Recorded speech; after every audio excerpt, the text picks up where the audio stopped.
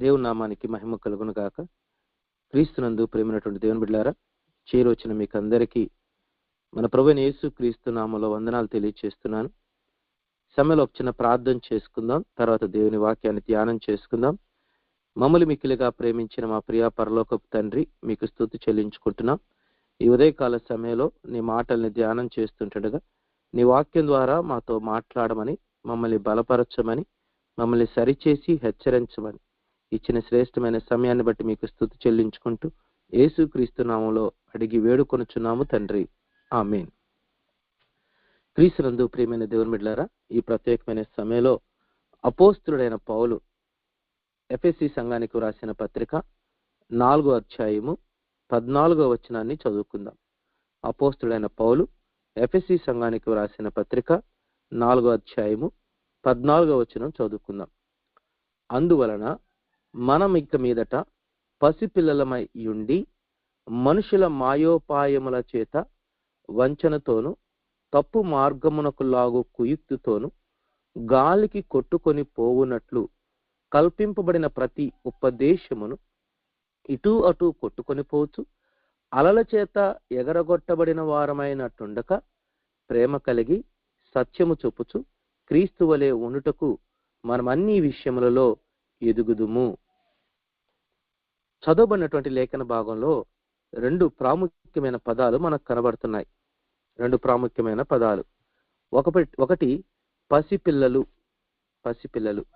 రెండవది ఎదుగుదుము, అంటే ఎదిగిన వారు. పసిపిల్లలు, ఎదిగినవారు. ఇక్కడ ఇతని భావం ఏంటంటే పసిపిల్లలై ఉండక అని అన్నాడు. మరి ఏమై ఉండాలంటే ఎదిగిన వారై ఉండండి అని అంటున్నాడు. పసిపిల్లలై ఉండక ఎదిగిన వారై ఉండుడి. ఎవరితో మాట్లాడుతున్నాడు? విశ్వాసులతో మాట్లాడుతున్నాడు. రక్షించబడిన వారితో మాట్లాడుతున్నాడు. బాప్తిస్మం తీసుకున్న వారితో మాట్లాడుతున్నాడు. బలలో పాలిభాగస్తులు అవుతున్న వారితో మాట్లాడుతున్నాడు. సంఘానికి క్రమముగా వెళుతున్న వారితో మాట్లాడుతున్నాడు.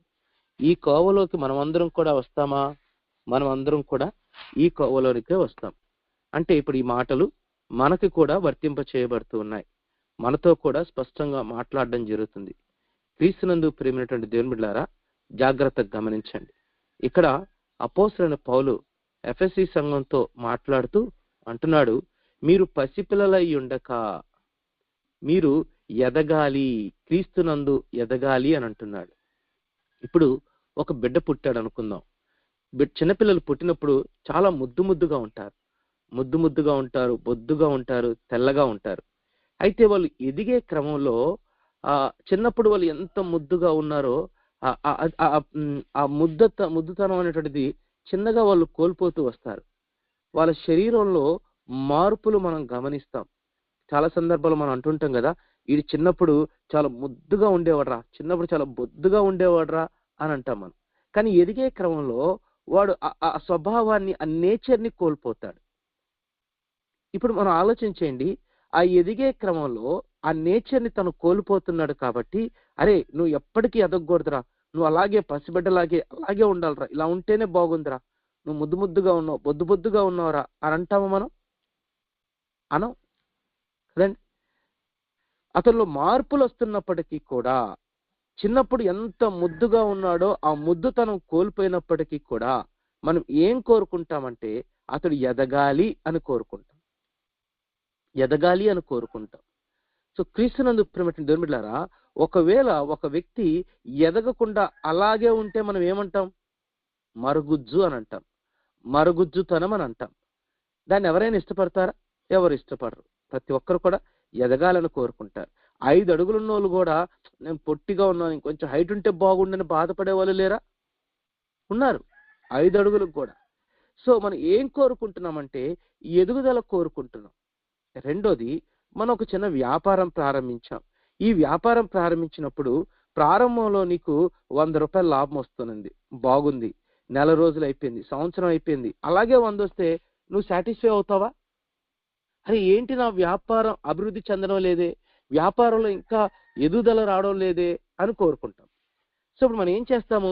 ఇంకా ఏదన్నా ప్రయోగాలు చేసి ఆ వ్యాపారాన్ని ఇంప్రూవ్ చేయాలి, ఇంకా డెవలప్ చేయాలి, ఇంకా ఎక్కువ లాభాన్ని ఆర్జించాలి అని మనం ప్రయత్నాలు చేస్తాం.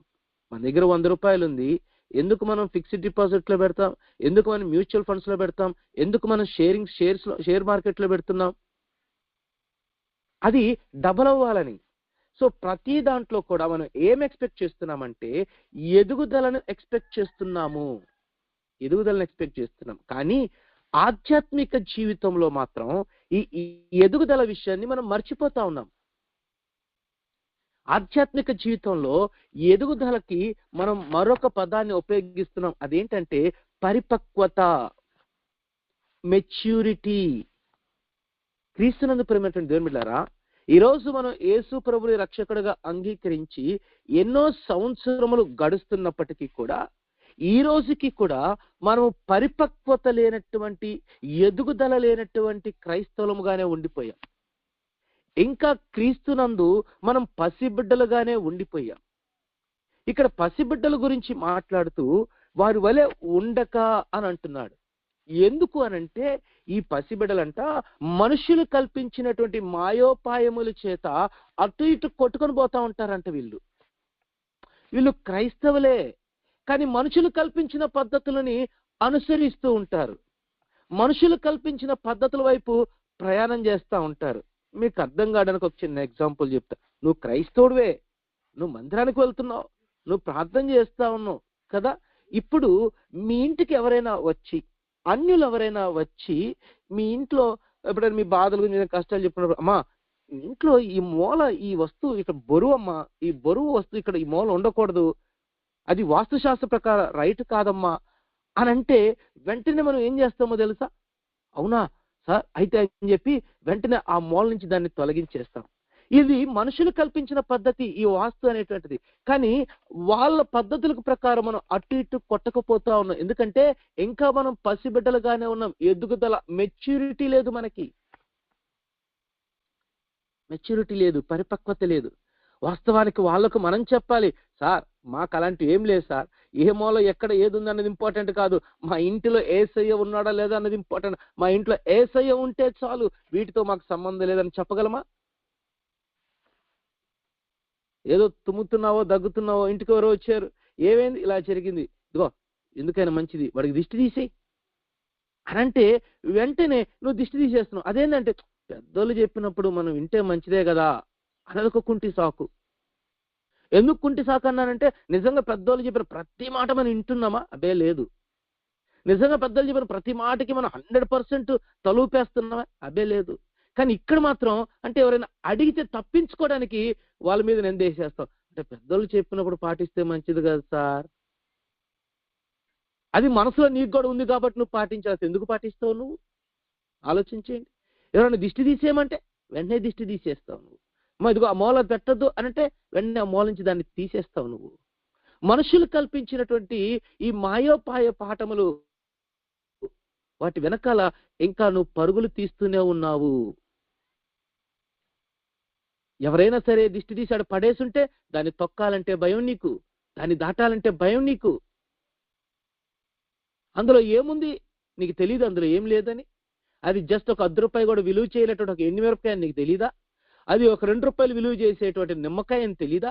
ఆ నిమ్మకాయను మనం వంటల్లో వాడుకొని తినడం లేదా? ఎండుమిరపకాయను మనం వంటల్లో వాడుకొని తినడం లేదా?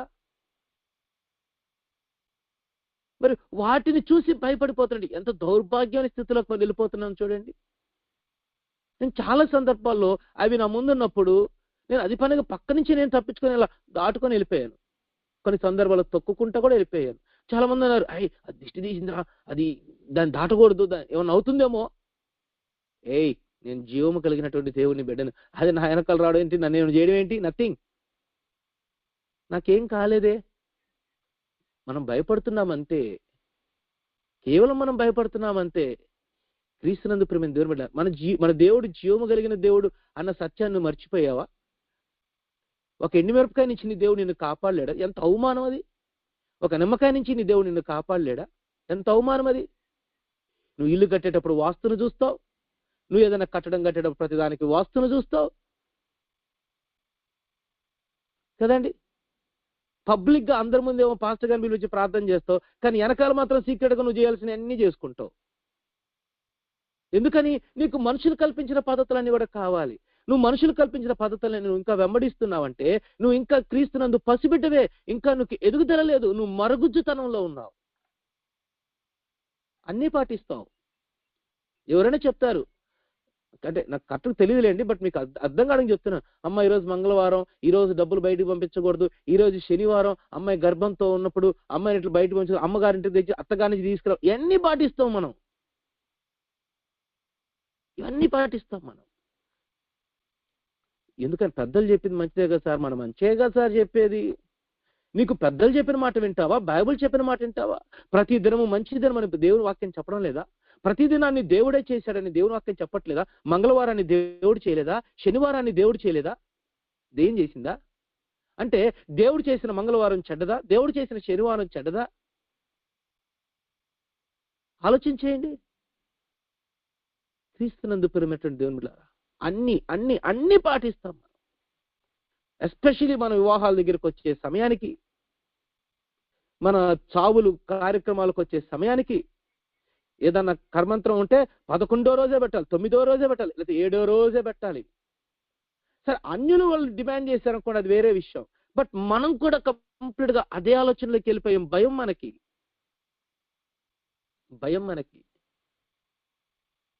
క్రీస్తునందు ప్రియమైనటువంటి దేవుని బిడ్డలారా, మనుషులు కల్పించిన మాయోపాయములు, ఆ పద్ధతులను ఇంకా మనం అనుసరిస్తూ వాటిల్లోనూ ఉన్నామనంటే మనము ఎదుగు బొదుగులోని మరుగుజ్జుతనంలో ఉన్నాం.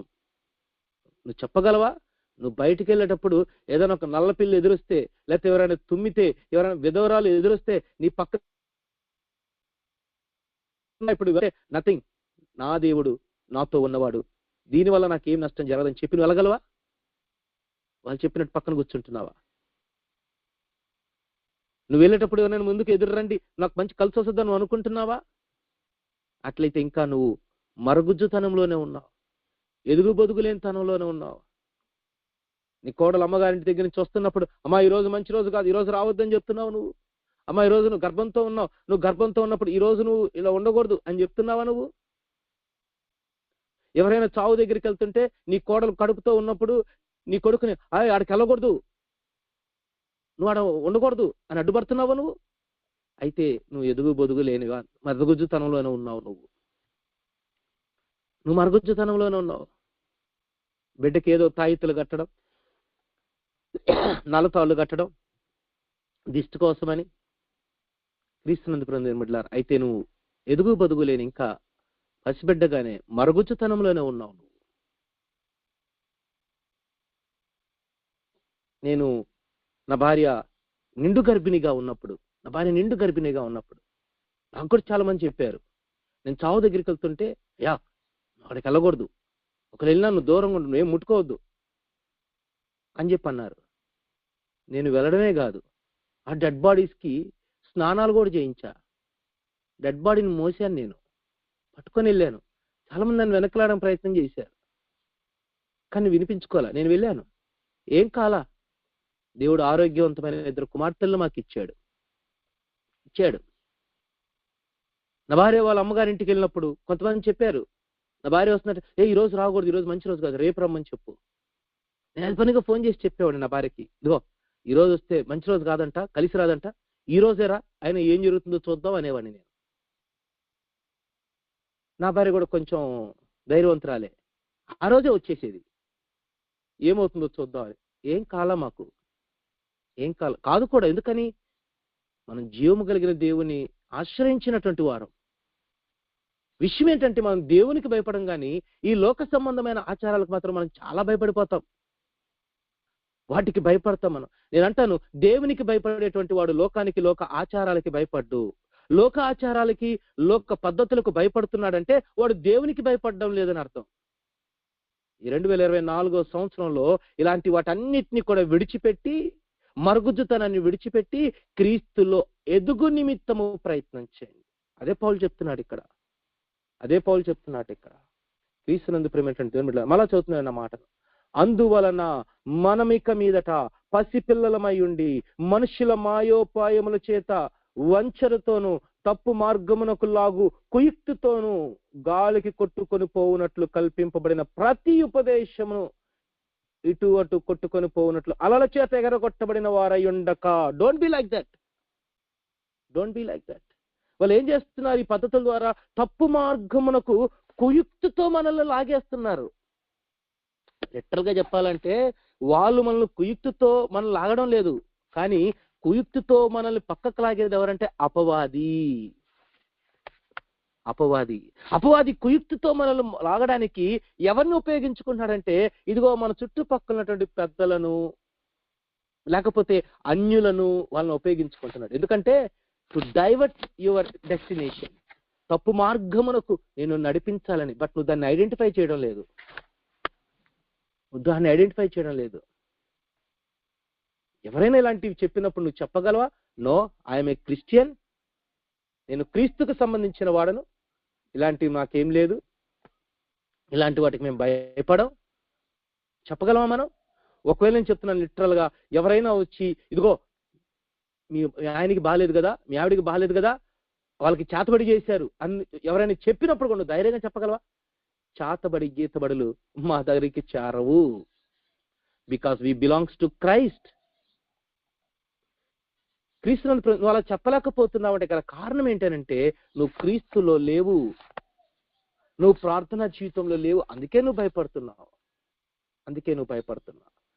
సో దయచేసి మరగుజ్జుల వలె కాకుండా ఎదుగు నిమిత్తము ఇప్పుడు మనం ప్రయత్నం చేయాలి. ఒక బలమైన తీర్మానాన్ని ఈ చివరి దినాల్లో మనం తీసుకొని నూతనమైన సంవత్సరంలోనికి మనం ప్రవేశించాలి.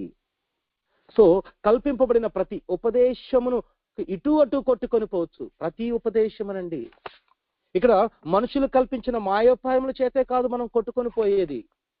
ఈవెన్ కొన్ని ఉపదేశాలు ఉన్నాయి, వాటి ద్వారా కూడా మనం అటు ఇటు కొట్టుకుపోయే పరిస్థితి. ఏంటది? తప్పుడు బోధలు, తప్పుడు సిద్ధాంతాలు. ఈరోజు సంఘములోనికి అనేకమైన తప్పుడు బోధలు, తప్పుడు సిద్ధాంతాలు చొరబడి సంఘాన్ని గలిబిలి చేస్తున్నాయి. ఈరోజు యూట్యూబుల్లో, టీవీల్లో ఎంతో మంది స్పీకర్లు అయిపోయారు.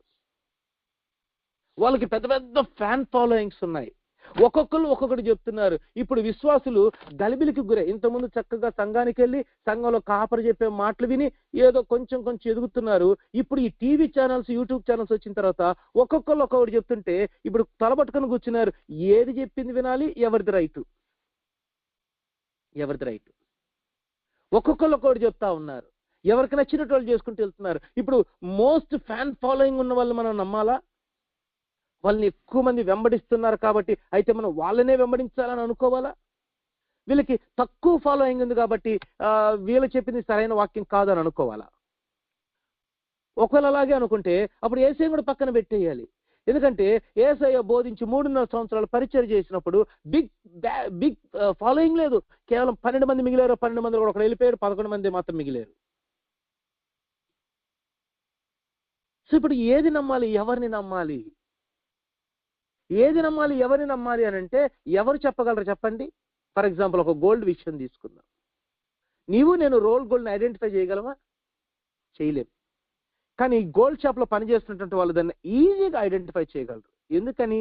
వాళ్ళు నిరంతరము ఆ గోల్డ్ తోనే ఉంటారు, గోల్డ్ తో సమయాన్ని వెచ్చిస్తుంటారు, వాళ్ళు దాన్ని చెక్ చేస్తూ ఉంటారు కాబట్టి దాన్ని చూడగల వాళ్ళు చెప్పేయగలరు. మరి ఈరోజు ఏది తప్పుడు బోధ, ఏది సరైన బోధ అని నీవు నేను ఐడెంటిఫై చేయాలంటే ఒక సేవకుడు వాక్యం చెప్పిన వెంటనే దాన్నే గుడ్డిగా నమ్మాల్సిన అవసరం లేదు. అది వాక్యానుసారంగా ఉందా లేదా అని ముందు వాక్యాన్ని చదివి మనం పరిశీలన చేసుకోవాలి. ఈరోజు వాక్యం చదివే సమయం మనకు లేదుగా. మనం చాలా బిజీగా క్యాలెండర్లో వాక్యం చదువుకొని వెళ్ళిపోతున్నాం. అంత బిజీ అయిపోయాం మనం.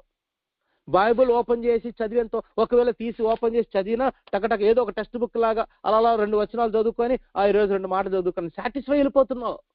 అంతేకాని బైబిల్ గ్రంథాన్ని ముందేసుకొని కూర్చొని ప్రభువా ఈరోజు నీ వాక్యం ద్వారా నాతో మాట్లాడు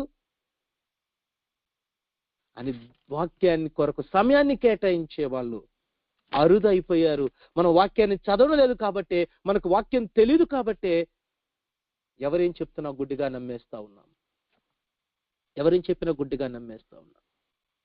ఈరోజు క్రీస్తునందు ప్రియమైన దేవుని బిడ్డలారా, టీవీ ఓపెన్ చేస్తే 2 బోధలు, 2 రకాల బోధలు చాలా ప్రమాదకరమైనటువంటి బోధలుగా కనబడుతున్నాయి. Number 1 prosperity gospel. వాళ్ళు లేస్తే ఆశీర్వాదం, డబ్బు ఆశీర్వాదం. Right no God is going to bless you. దేవుడు నిన్ను మిలియనియర్ గా చేయబోతున్నాడు, దేవుడు నిన్ను బిలియనియర్ గా చేయబోతున్నాడు, అదే దేవుని చిత్తం అని చెప్తా ఉన్నారు. కానీ యేసు ప్రభు ఎక్కడ అలా చెప్పలా. మీరు నన్ను వెంబడించాలి, మీరు నన్ను వెంబడిస్తే నేను మీకు సమస్తం ఇస్తానని ఎక్కడ చెప్పలా. మీరు నన్ను వెంబడించాలంటే సమస్తమును వదులుకొని నన్ను వెంబడించను అన్నాడు. అర్థమవుతుందా? సమస్తమును వదులుకోవడానికి సిద్ధపడండి. ఒక యవనస్తుడు వచ్చి ఇదిగో నేను నిత్యరాజ్యాన్ని స్వతంత్రించుకోవాలంటే ఏం చేయాలి అని అడిగినప్పుడు అతనికి కొన్ని ఆజ్ఞలు ఇచ్చాడు. తర్వాత ఇదిగో నువ్వు నన్ను వెంబడిస్తే నీ ఆస్తిని రెట్టింపు చేస్తాను అని అన్నాడు దేవుడు.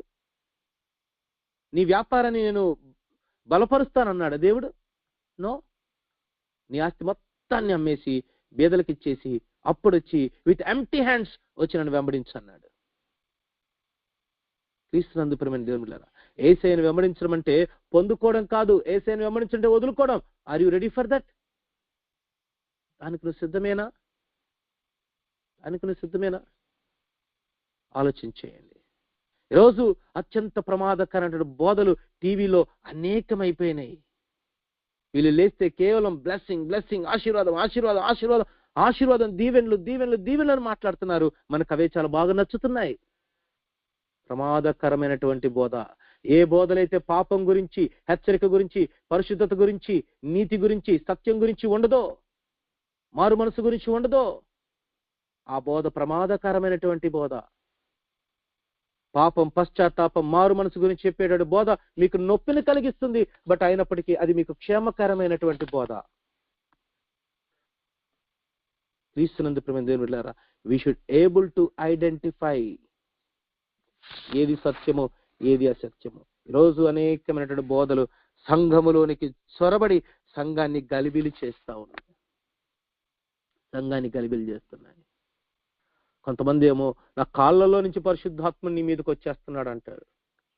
కొంతమంది మొక్క మీద ఉమ్మేసి ఉమ్ములో నుంచి పరిశుద్ధాత్మని మీ మీదకి పరిశుద్ధాత్మని ఈరోజు ఎంత భయంకరంగా మిస్యూజ్ చేసుకుంటున్నారంటే అంత భయంకరంగా మిస్యూజ్ చేసుకుంటున్నారు. క్రీస్తునందు దేవుని బిడ్డలారా, ఆలోచన చేయండి. ఆరాధన అంటే ఏంటి? వర్షిప్ అంటే ఏంటి? అరవడమా, కేకలు పెట్టడమా, నాట్యం చేయడమా, పెద్ద పెద్ద మ్యూజిక్స్ పెట్టుకొని సౌండ్ పెట్టేసి డమడమడమ అని చెప్పి వాయించేస్తే ఇక్కడే ఆ పరిశుద్ధాత్ముడు ఉన్నాడు అనుకోవడమా? మనం ఎలా మోసపోతున్నామో చూడండి, ఎలా డైవర్ట్ అయిపోతున్నాం చూడండి. ఆరాధన అంటే అరుపులు కేకలతో చేసేది కాదు, ఆత్మతో సత్యముతో చేసేటువంటిది. ఆరాధన అంటే నీ అరుపుల్ని ఇవ్వడం కాదు, నీ ఎమోషన్స్ ని ఇవ్వడం కాదు. ఆరాధన అంటే submit your self as a living sacrifice, నిన్ను నీవు సజీవ యాగముగా సమర్పించుకోవడం. అది ఆరాధన అంటే. మీరు ఇంగ్లీష్ బైబిల్ చదివితే యోబు సమస్తమును కోల్పోయినప్పుడు ఒంటరిగా అయినప్పుడు అక్కడ ఏమంటుందంటే he bow down and worship God అని ఉంటుంది. ఎప్పుడండి? అన్ని పొందుకున్నప్పుడు కాదు, అన్ని కోల్పోయినప్పుడు. ఇక్కడ యోబు అరిచి కేకలు పెట్టాడా, గంతులు వేసాడా, ఎగిరి వేసాడా? నో. అక్కడ యోబు ఏం చేశాడంటే బౌ డౌన్ అంటే కంప్లీట్ గా సరెండర్ అయిపోయాడు. My lord, nothing is there in my hands, everything is yours. యెహోవా ఇచ్చెను, యెహోవా తీసుకొనెను, సమస్తమును దేవుని చిత్తానికి సమర్పించుకున్నాడు. అది ట్రూ వర్షిప్ అంటే. నిన్ను నీవు సజీవ యాగముగా క్రీస్తుకు సమర్పించుకోవడం. కానీ ఈరోజు కేవలం లైవ్ మ్యూజిక్ కాన్సెప్ట్స్ అని పెట్టి దానికి జనాల్ని ఎంత చక్కగా అట్రాక్ట్ చేస్తున్నారు. మనం వాటి వెనకాల పరుగులు తీస్తా ఉన్నాం. అక్కడ వాళ్ళు ఏం చెప్తారంటే ఇదిగో ఇక్కడే పరిశుద్ధాత్మ దేవుడు ఉన్నాడు. దేని బట్టి తెలుసా? ఆ మ్యూజిక్ అలా ప్లే అవుతుంటే నీకు అక్కడ ఉన్నంత వరకు సాటిస్ఫాక్షన్ ఉంటుంది, ఎక్కడో తేలిపోతున్నట్టుంది, నిజంగా దేవుని సన్నిధి ఇక్కడే ఉన్నట్టేమో అనిపిస్తుంది. కానీ ఇంటికి వచ్చిన తర్వాత మరలా ఏముండదు. క్రీస్తునందు ప్రియమైన దేవుని బిడ్డలారా, మ్యూజిక్ తప్పని నేను అనడం లేదు, కానీ మ్యూజిక్కే హైలైట్ కాకూడదు వాక్యానికంటే. ఈరోజు ఇలాంటి మ్యూజిక్ కాన్సెప్ట్స్ లో మీరు జాగ్రత్తగా గమనించండి. 1 గంట సేపు 2 గంటల సేపు ఆరాధన అని చెప్పని లాస్ట్ లో 10 నిమిషాలు వాక్యం చెప్తారు. దానికి వాళ్ళు ఏం చెప్తారో తెలుసా? రేపు పరలోకానికి వెళ్ళిన తర్వాత ఉండేదంతా ఆరాధనే. రేపు పరలోకానికి వెళ్ళిన తర్వాత ఉండేది ఆరాధనే. కాబట్టి ఆరాధన మనం ఇప్పటి నుంచే ప్రాక్టీస్ చేయాలి. నిజమే, నేను కాదనట్లు. అయితే అసలు నువ్వు పరలోకానికి ముందు వెళ్ళాలిగా.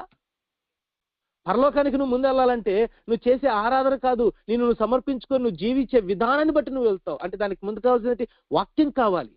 నేను పరలోకానికి తీసుకుని వెళ్ళేది ఆరాధన కాదు, వాక్యం. క్రీస్తునందు ప్రియమైన దేవుని బిడ్డలారా, జాగ్రత్తగా గమనించండి. మనుషులు కల్పించిన పద్ధతులను, మాయోపాయములతో కూడినటువంటి ఉపదేశములను అనుసరించడం వలన ఇంకా నువ్వు పసిబిడ్డలాగే మిగిలిపోతున్నావు. సంవత్సరాలు గడుస్తున్నా. ఇక్కడ మాట చదివి వినిపించాలని ఇష్టపడుతున్నాను. హెబ్రీలకు రాసిన పత్రిక, పరిశుద్ధ గ్రంథం నుంచి చూద్దాం. హెబ్రీలకు రాసిన పత్రిక 6వ అధ్యాయము, క్షమించండి 5వ అధ్యాయము. హెబ్రీలకు రాసిన పత్రిక 5వ అధ్యాయము 12వ వచనం చదువుతున్నాను. కాలములు బట్టి చూచితే మీరు బోధకులుగా ఉండవలసిన వారై ఉండగా దేవోక్తుల్లో మొదటి మూల పాఠములను ఒకడు మీకు మరలా బోధింపవలసి వచ్చెను. మీరు పాలు త్రాగవలసిన వారే కానీ బలమైన ఆహారము తీసుకొని వారు కారు. మరియు పాలు త్రాగు ప్రతి వాడును శిశువే గనుక నీతి వాక్య విషయంలో అనుభవం లేని వాడై ఉన్నాడు. వయసు వచ్చిన వారు అభ్యాసము చేత మేలు కీడులను వివేచించుటకు సాధకము చేయబడిన జ్ఞానేంద్రములను కలిగి ఉన్నారు గనుక బలమైన ఆహారం వారికే తగును. ఇక్కడ కూడా ఒక ఇద్దరు వ్యక్తుల గురించి పరిచయం చేస్తున్నాడు. అదేంటది? వాళ్ళు ఎవరెవరు? ఒకటి పాలు త్రాగేటువంటి పసిబిడ్డలు. రెండవ వారు బలమైన ఆహారము తీసుకునేటువంటి వారు. పసిబిడ్డలు, వీళ్ళకి ఏం అవసరం? ఇంకా పాలే తాగుతారు వీళ్ళు. ఎదిగిన వారికి ఏం కావాలి? బలమైన ఆహారం కావాలి. వాళ్ళు మెచ్యూర్డ్ పర్సన్స్.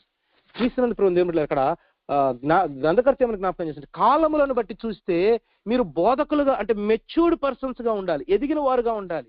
కాలమును బట్టి చూడడం అంటే నువ్వు ఎప్పుడు రక్షించబడ్డావు అప్పటి నుంచి చూస్తే ఇప్పుడు నువ్వు రక్షించబడి 5 సంవత్సరాలు అయిపోయింది, 10 సంవత్సరాలు అయిపోయింది, 15, 20 సంవత్సరాలు అయిపోయింది. మీ తాతల దగ్గర నుంచి నువ్వు క్రైస్తవుడివే.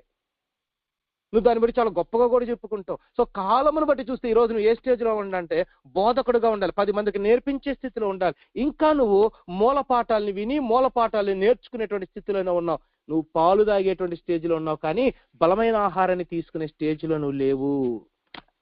మీకు అనేకమైన విషయములు చెప్పవాలనే ఆశ నాలో ఉంది, కానీ చెప్పలేకపోతున్నా. ఎందుకంటే మీకు అర్థం చేసుకునే మెచ్యూరిటీ లేదు.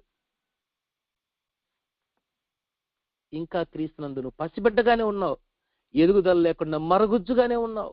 అన్ని పాటిస్తావు, అన్ని అనుసరిస్తావు, నీకు అన్ని కావాలి. ప్రార్థనే ఇదే. మూఢనమ్మకమే. ప్రార్థనే. క్రీస్తునందు ప్రేమైనటువంటి దేవుని బిడ్డలారా, ఉదయకాల శ్రమలో దేవుడు మనతో మాట్లాడుతున్నాము. సరి చేసుకుందామా? విడిచిపెడదామా? ఎదగడానికి ప్రయత్నం చేద్దామా? ఎప్పుడు మనం ప్రార్థనలో కూర్చున్నా కానీ ఏసయ్య నాకు అది కావాలి, ఏసయ్య నాకు ఇది కావాలి, ఏసయ్య నాకు ఇది అని అడుగుతున్నామే కానీ ఏసయ్య ఇంకా నేను నీలో మరుగుజ్జుగానే ఉన్నాను, పాలు తాగే పసిబిడ్డగానే ఉన్నాను, నేను ఆధ్యాత్మిక జీవితంలో ఎదుగునట్లుగా పరిపక్వత చెందినట్లుగా నాకు సహాయం చేయి ప్రభువా అని ఈ రోజున ప్రార్థన చేశామా? ఈ రోజున ప్రభువుని అడిగామా? ఈరోజు ఒక తీర్మానం తీసుకుందాం. నేను మళ్ళా ఎఫెసీయులకు రాసిన పత్రికలోనికి వస్తున్నాను. 4వ అధ్యాయం ఆ మాట మరలా చదువుతున్నాను. 14వ వచనం 15వ వచనం చదువుతున్నాను. ప్రేమ కలిగి సత్యము చెప్పుచు క్రీస్తు వలె ఉన్నటకు మన అన్ని విషయముల్లో ఎదుగుదుము. ఆ మెచ్యూరిటీ రావాలంటే ఏం చేయాలి? ప్రేమ కలిగి ఉండాలి. ఇప్పుడు మీరేమంటారంటే అదేంటి సార్, మనం ప్రేమ లేకుండానే మనం ఇప్పుడు దాకా ఉన్నామా? ఉంది మనకు ప్రేమ, కానీ మన ప్రేమ ఏం ప్రేమ తెలుసా? మనల్ని ప్రేమించే వారిని మాత్రమే ప్రేమించే ప్రేమ, మనల్ని పొగిడే వారిని మాత్రమే ప్రేమించే ప్రేమ, మనల్ని మెచ్చుకునే వారిని మాత్రమే ప్రేమించే ప్రేమ, మనకి ఎవరి వలన అయితే లాభం ఉంటుందో ప్రయోజనం ఉంటుందో వాళ్ళని మాత్రమే ప్రేమించేటువంటి ప్రేమ మనలో ఉండేది. అంతే. ఎవరైనా ఇప్పుడు మీ అమ్మగారింటి తరపున వాళ్ళు బాగా రిచ్ పీపుల్ అనుకోండి, రిచ్ పీపుల్, డబ్బున్న వాళ్ళు వచ్చినప్పుడు నీ ట్రీట్మెంట్ ఎలా ఉంటుంది? మీ అత్తగారి తరపున వాళ్ళు చాలా పూర్ పీపుల్ అనుకోండి, వాళ్ళ తరపున బంధువులు వచ్చినప్పుడు నీ ట్రీట్మెంట్ ఎలా ఉంటుంది? వాళ్ళను ఇంట్లోకి ఆహ్వానించే విధానం ఎలా ఉంటుంది? వీళ్ళను ఇంట్లోకి ఆహ్వానించే విధానం ఎలా ఉంటుంది? ఆలోచించేయండి. మార్పు ఉందా? అంటే దానికి కారణం ఏంటి? ఎదుగుదల లేదు మనకు ప్రేమ లేదు. మన ప్రేమ ఉంది, కానీ ఎవరైతే గొప్పోళ్ళో, ఎవరైతే బాగా చదువుకున్నోళ్ళో, ఎవరైతే డబ్బున్నోళ్ళో వాళ్ళ పట్ల చూపించే ప్రేమ వేరు, పేదలైనటువంటి వారి పట్ల చూపించే ప్రేమ వేరు. ఆరోగ్యంగా ఉన్న వారి పట్ల, వృద్ధులైనటువంటి ఆరోగ్యంగా ఉన్న వారి పట్ల చూపించే ప్రేమ వేరు, వృద్ధులుగా అనారోగ్యంతో ఇంట్లో ఉన్నటువంటి వారి ఎడలను చూపించే ప్రేమ వేరు. నువ్వు అన్నం పెట్టట్లేదో, పెడుతున్నావు, కానీ ఎలా పెడుతున్నావు? విసుక్కుంటూ, గొనుక్కుంటూ, సనుక్కుంటూ, తప్పదు కాబట్టి పెడుతున్నావు. అది లెక్కలోనికి రాదు. ఎందుకంటే దేవుడు నువ్వు పైనుంచి చేత్తో ప్లేట్ అందించావా లేదా అని చూడు, నువ్వు మనసులో ఏమనుకుంటూ ఆ ప్లేట్ అందిస్తున్నావో దేవుడు దాన్ని చూస్తాడు. నువ్వు తిట్టుకుంటా ఇస్తున్నావా, గొనుక్కుంటూ ఇస్తున్నావా, ఈ ముసలోడు ఎప్పుడు పోతాడు, ఈ ముసలిది ఎప్పుడు పోతుందో, నాకు ఈ చాకరీ తప్పేటట్లేదో నువ్వు అనుకుంటూ ఇస్తున్నావా, దేవుడు దాన్ని చెక్ చేసి దాని ప్రకారం జడ్జిమెంట్ ఇస్తాడు. నువ్వు ఆధ్యాత్మికంగా పరిపక్వత చెందిన వ్యక్తివైతే no, you will never do like that. నువ్వు ఆలోచన చేస్తావు, ఒకరోజు నేను కూడా ఈ స్టేజ్కి వస్తాను, ఒకరోజు నేను కూడా ఇలా అయిపోతాను. ఎవరైనా సరే ఈ స్టేజ్లోకి రావాల్సిందే. ఇంట్లో పెద్దవాళ్ళు దగ్గుతూ ఉంటే మనం నసుక్కుంటూ, సనుక్కుంటూ ఉంటాం. What they will do? దానికి వాళ్ళు మాత్రం ఏం చేయగలరు చెప్పండి? కావాలని దగ్గుతున్నారా వాళ్ళు? కావాలని దగ్గుతున్నారు? లేదు. అది అనారోగ్యం, అది వారి బలహీనత. రేపు మనం ఆ స్టేజ్లకు మనం కూడా వస్తాం. మనమే కొంచెం అర్థం చేసుకోవాలి, మనమే కొంచెం ఓపిక పట్టాలి. ఎందుకంటే మనం చూపించాల్సింది దైవిక సంబంధమైన, నేను మిమ్మల్ని ప్రేమించిన ప్రకారం మీరును ఒకరినొకరు ప్రేమించుడి. ఒకవేళ ఇప్పుడు ఆ ప్లేస్లో, ఇప్పుడు నీ ప్లేస్లో యేసయ్య ఉంటే వాళ్ళని ఎలా ప్రేమిస్తాడు? అదే మనం పరిశీలన చేసుకోవాలి. యేసయ్య ఉంటే ఎలా ప్రేమిస్తాడో ఇదిగో అలాగే మనం కూడా ప్రేమించాలి. ఇది కష్టమే. క్రీస్తునందు దేవులారా, వృద్ధాప్యంలో ఉన్న మా అమ్మమ్మ తాతయ్యలకు అలా పరిచయం చేశాను నేను. అందుకే ఈరోజు నేను ధైర్యంగా చెప్పగలను. నేను వృద్ధాప్యంలో ఉన్న మా అమ్మమ్మ తాతయ్యలకు వాళ్ళు ఎంతో దగ్గుతున్నా కానీ, వాళ్ళు ఎంతో ఇబ్బంది పడుతున్నా కానీ, వాళ్ళకి లాస్ట్ దినాల్లో నేనే కంప్లీట్గా హోప్ అయ్యాను. నేను మా మనవడుంటే చాలయ్యా, నేను సంతోషంగా చచ్చిపోతాం అనే స్టేజ్కి తీసుకొచ్చారు. ఎక్కడ కూడా వాళ్ళని కసురుకోకుండా, విసురుకోకుండా, వాళ్ళకి ఎప్పుడు ఏది కావాలంటే వాళ్ళని తీసుకొని అక్కడికి తీసుకొని వెళ్ళి, కొన్ని సమయాల్లో మీకు ఒక విషయం తెలుసా, వృద్ధుల పరిస్థితి ఎలా ఉంటుందో తెలుసా? మనకు తెలుసు అక్కడ హాస్పిటల్కి వెళ్ళగానే వాడు మళ్ళీ అది జస్ట్ అయ్యా మీకు బలహీనతను బట్టి, వృద్ధాప్యంలో బట్టి వస్తుందయ్యా అని చెప్పి వదిలేస్తారు. కానీ మనం చాలా సందర్భాల్లో మీకు ఎన్నిసార్లు తీసుకెళ్ళి అంతే అంటే మనం కసురుకొని పక్కన పెట్టేస్తాం. కానీ వాళ్ళని దగ్గర నుంచి ఏం ఎక్స్పెక్ట్ చేస్తున్నట్టు, జస్ట్ వాళ్ళ తృప్తి కోసం తీసుకెళ్ళు. కొన్నిసార్లు వాళ్ళ తృప్తి కోసం తీసుకుని వెళ్ళు. వాళ్ళకి ఎంత హ్యాపీగా ఉంటారు తెలుసా? పోన్లే, మా వాడు మమ్మల్ని పట్టించుకుంటాడు, మా వాడు మమ్మల్ని చూసుకుంటున్నాడు.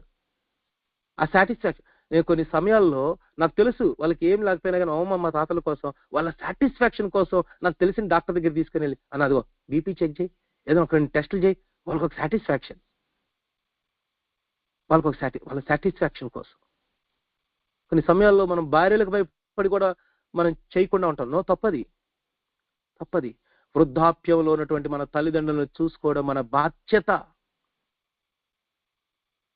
అది కేవలం నీ తల్లిదండ్రుల విషయం కాదు, ఈవెన్ నీ భార్య తరపు తల్లిదండ్రులకు ఒకవేళ బాగలేకపోయినా కానీ నువ్వు కూడా అలాగే ప్రతిస్పందించాలి. ఇదిగో వెళ్ళు, ఒక 2 రోజులు మీ అమ్మతో పాపం ఉండేసిరా, పాపం మీ నాన్న దగ్గర ఉండేసిరా, వాళ్ళకి ఏదైనా సహాయం చేయి, నీకున్న దాంట్లో నుంచే. మీ అమ్మమ్మ నాన్నలకు కూడా బాగాలేదు కదా, ఇదిగో ఒక 10 రూపాయలు తీసుకో, వాళ్ళకి ఏదైనా ఖర్చు పెట్టు, వాళ్ళకి ఏదైనా తీసివు. కానీ వాళ్ళ తల్లిదండ్రుల వైపు నుంచి నువ్వు ఎప్పుడు వాళ్ళ తల్లిదండ్రులకి నువ్వు ఏమి చేయవు, ఏ రోజు వాళ్ళతో మాట్లాడు, ఏ రోజు కనీసం ఈ అమ్మాయిని కూడా పంపించవు. కానీ మీ తల్లిదండ్రుల విషయంలో మాత్రం అంత కఠినంగా ఉండాలని ప్రయత్నం చేస్తావు. చూసుకోవలేదు వాళ్ళ బాధ్యత అన్నట్లుగా. ఈవెన్ స్త్రీలు మీరు కూడా జ్ఞాపకం చేసుకోండి. మీ అన్న భార్యో, మీ తమ్ముడు భార్యో మీ అమ్మతో అలాగే ట్రీట్ చేస్తుంటే మీరు ఎలా బాధపడతారు? సేమ్ అంతే కదా ఇక్కడ కూడా. అత్తగారింట్లో కూడా అట్లాగే కదా. ఒక విషయాన్ని గుర్తుపెట్టుకోండి, ప్రేమను విత్తితే రేపు నువ్వు ప్రేమ అనే పంటనే కోస్తావు. ఈ రోజు నువ్వు ప్రేమను విత్తకపోతే రేపు కూడా నువ్వు ఆ పంటను కొయ్యవు. నువ్వు కేవలం ఆస్తి కోసమో, డబ్బుల కోసమో నెవర్ డూ ఇట్. కానీ దేనికోసం చేయాలి? ప్రభు కోసం చేయాలి. ప్రభువు చెప్పాడు కాబట్టి చేయాలి. మీరు ఏమి చేసినను అది ప్రభువు నిమిత్తము చేయండి అని దేవుని వాక్యం సెలవిస్తుంది. ప్రేమలో ఎదగాలి మనం, కానీ ఇంకా ప్రేమలో మరుగుజ్జులుగానే ఉన్నాం. ఎవరైతే డబ్బున్నారో, ఎవరైతే పొగుడుతున్నారో, మెచ్చుకుంటున్నారో వాళ్ళ ఎడల మనం చూపించే ప్రేమ వేరు. క్రీస్తునందు ప్రియమైన దేవుని బిడ్డలారా, ఈరోజు నేను పరిశీలన చేసుకుంటుంటాను. ఇప్పుడు నాకు 2 కూతుర్లు, వాళ్ళకి ఎప్పుడైనా బాగలేనప్పుడు, వాళ్ళకి బలహీన వాళ్ళకి అనారోగ్యంతో ఉన్నప్పుడు నేను ఎంత టెన్షన్ పడిపోయి ఇమీడియట్ గా వాళ్ళని హాస్పిటల్కి తీసుకుని వెళ్ళిపోయి వాళ్ళకి వైద్యం చేపించి వాళ్ళ కోసం ఎంత బాధపడిపోతుంటాను. అప్పుడు వెంటనే నేను ఆలోచన చేస్తాను, అరే చిన్నప్పుడు నాకు బాగాలేనప్పుడు కూడా నా తల్లిదండ్రులు ఇలాగే ప్రవర్తించుంటారుగా, నా కోసం ఇంత బాధపంటారుగా. నేను బాధపడుతుంటే రేపు తీసుకెళ్తా హాస్పిటల్ కంటే ఉండు, ఎల్లుండి తీసుకెళ్తారు, ఏం కాదులే, మాత్రలు పెట్లా చేసుకో అని అంటారా నా తల్లిదండ్రులు? నా తల్లిదండ్రులు నా కోసం ఇమీడియట్ గా ఎలా పరుగులు తీసుంటారు. ఈరోజు మన నా తల్లిదండ్రుల విషయం కూడా అలాగే పరుగులు తీయాలి కదా. మనం ఇలా తీయకపోతే ఎంత కృతజ్ఞత లేనటువంటి వాడిని, ఎంత కృతజ్ఞత లేనటువంటి వాడిని. అయ్యో ఈరోజు మన బిడ్డల కోసం ఎంత పరుగులు తీస్తున్నామే. ఏమండి, ఇప్పుడు కొంతమంది తల్లిదండ్రులు అంటుంటారు, ఏ అమ్మ అమ్మ అమ్మ అని జరగకపోతే రేపు నీ కొడుకు వచ్చిన భార్య కూడా అట్టే చెప్పింది అనుకో, అప్పుడు నువ్వు ఎంత బాధపడతావు? ఎంత బాధపడతావు? ఆలోచించేయాలి. మనం క్రీస్తునందు ప్రేమటువంటి బిడ్డలారా, మనము ప్రేమలో ఎదగాలి, సత్యము చెప్పేటువంటి విషయంలో ఎదగాలి. ప్రతి చిన్నదానికి అబద్ధం చెప్తా ఉన్నాం మనం, ఏదో ఒకటి తప్పించుకోవడానికి. కానీ అబద్ధమునకు జనకుడు ఎవరైనా దేవుని వాక్యం సెలవుస్తుంది, అబద్ధమునకు జనకుడు అపవాది. అంటే నువ్వు అబద్ధాలు చెప్పుకుంటూ వెళ్తే నువ్వు అపవాదికి నువ్వు కుమారుడు కుమార్తె అయ్యావు. నేను సత్యమును అని ప్రభువు చెప్తున్నాడు. మరి ప్రభు సత్యమైనప్పుడు ఆయన్ని అనుసరించేటట్టు మనము కూడా సత్యాన్ని చెప్పడానికి ప్రయత్నం చేయాలి కదా, సత్యము కలిగి జీవించడానికి ప్రయత్నం చేయాలి కదా. సో ప్రేమలో ఎదగాలి, సత్యములో ఎదగాలి. ఇంకా అంటాడు, క్రీస్తు వలె ఉండుటకు మనము అన్ని విషయములలో, అంటే ఇప్పుడు మనం క్రీస్తుని ఏం చేయాలి? స్కానింగ్ చేయాలి. క్రీస్తుని స్కానింగ్ చేసి క్రీస్తులో ఏ ఏ గుణ లక్షణాలు ఉన్నాయని అన్ని కూడా ఒక వైట్ పేపర్లో రాసుకోవాలి. అన్ని పేపర్లో రాసుకొని వీటన్ని అంత ఈజీ కాదు నేను చెప్పినంత మాత్రాన. ఇప్పుడు నేను చెప్పినంత మాత్రాన ఇవన్నీ నేను పర్ఫెక్ట్గా చేసేస్తున్నాను కూడా కాదు. No one is perfect. కానీ కనీసం మనం అంత ప్రయత్నం చేయాలి. క్రీస్తుల రక్షణ, ప్రభువా ఇదిగో నీకు వలె నేను కూడా క్షమించటానికి, నీకు వలె నేను కూడా ప్రేమించటానికి, నీకు వలె నేను కూడా తగ్గించుకోవడానికి, నీకు వలె నేను కూడా సహించటానికి నాకు నేర్పించు ప్రభువా అని కనీసం మనం ప్రార్థన చేస్తే మన ప్రార్థనని బట్టి దేవుడు మనకి ఫలాలను ఇస్తాడు. ఫలాలు అంటే మనం కేవలం డబ్బులు, ఆస్తిపాస్తులో వీటి వైపే చూస్తాం. ఉద్యోగం ఇస్తే దేవుడు మంచిగా బ్లెస్ చేశాడు, వివాహం జరిగితే దేవుడు బ్లెస్ చేసి, ఇల్లు కట్టుకుంటే దేవుడు బ్లెస్ చేశాడు. మన చూపు ఎంతకాడికి అక్కడికే ఆగిపోయింది. ప్రభా నేను సత్యంలో ఎదగాలి, దేవుడు ఆ కృప ఇచ్చాడనుకో దాన్ని ఆశీర్వాదం అనుకోవడం లేదు మనం. నేను ముగిస్తున్నాను. క్రీస్తునందు ప్రేమటువంటి దేవుని బిడ్డలారా, ఈ ఉదయకాల సమయంలో ఒకసారి మనం పరిశీలన చేసుకుందాం. 2024 సంవత్సరం చివరి దినాల్లో ఉన్నాం. ఒక నూతనమైన తీర్మానం తీసుకొని నూతన సంవత్సరంలోనికి ప్రవేశిద్దాం. అనేకమైన విషయాలు మనం ధ్యానం చేశాము, దయచేసి మర్చిపోవద్దు. వీలైతే ఒకసారి మరలా ఈ రికార్డింగ్ ని పెట్టుకొని ఓపిక్గా ఇంకొకసారి కూడా వినండి. అప్పుడు మీకు ఈ రోజు చెప్పబడినటువంటి వర్తమానం పరిపూర్ణంగా అర్థమవుతుంది. సో పసిబిడ్డల వలె ఉండక, మరుగుజ్జుల వలె ఉండక, క్రీస్తులో ఎదుగు నిమిత్తము ప్రయత్నం చేద్దాం. దేవుడి కొద్ది మాటలు మన వెనుకల్లో దీవించి ఆశీర్వదించును గాక. ఆమేన్. తిరిగి ఈ సమయాన్ని